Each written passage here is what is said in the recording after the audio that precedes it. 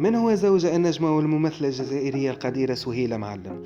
وردنا في هذا السياق ومن مصادر مقربة منها أنها في علاقة مع الممثل التونسي الشهير محمد مراد. قبل الغوص في التفاصيل ومدكم بمعلومات مثيرة وحصرية، لا تنسوا الاشتراك في القناة والإعجاب بالفيديو تشجيعا منكم لكي نستمر.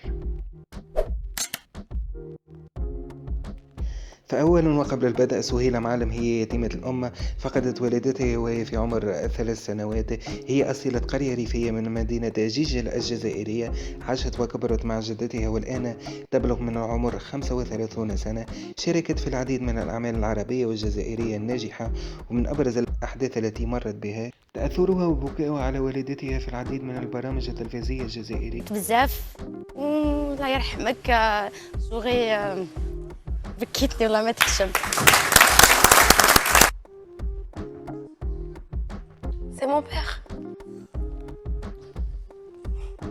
ما تبكينيش سهيلة، أنا نبكي بالخف.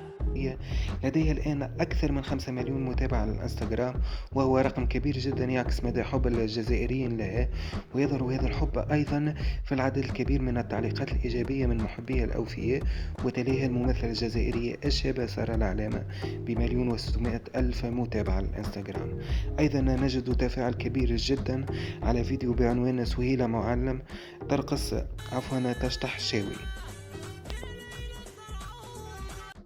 نأتي الآن لأكثر المواضيع بحثا عنها، وهو موضوع زواجها. فأولا، نفت الممثلة سهيلة علاقتها بالممثل الجزائري مروان قروبي، وقالت أنها صديقة مقربة جدا منه ومن عائلته فقط، لا أكثر ولا أقل. وفي هذا السياق وردنا مجموعة من الرسائل من متابعيها والتعليقات أيضا تبين أنها في علاقة سرية مع الممثل التونسي الشهير محمد مراد، وهذا أيضا يظهر في ردة فعلها في برنامج الجزائري فتي عندما رأت صورته في الشاشة. واعرة.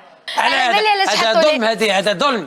شو حطيتوا لي؟ مروان داروه مي كان محطت. بصح انتوما حطيتوا لي بالعاني محمد مراد. وليس من الصدفة أيضا أن يستضيف الإعلامي التونسي هادي زعيم في فكرة سامي الفاري، وفي نفس الحلقة الممثل محمد مراد وسهيلة معلم. أصدقائي، لكي نستمر لا تنسوا الاشتراك في القناة والإعجاب بالفيديو لكي يصلكم كل جديد، وترك التعليق يتناسب مع الممثلة الجزائرية القديرة سهيلة معلم. إلى اللقاء.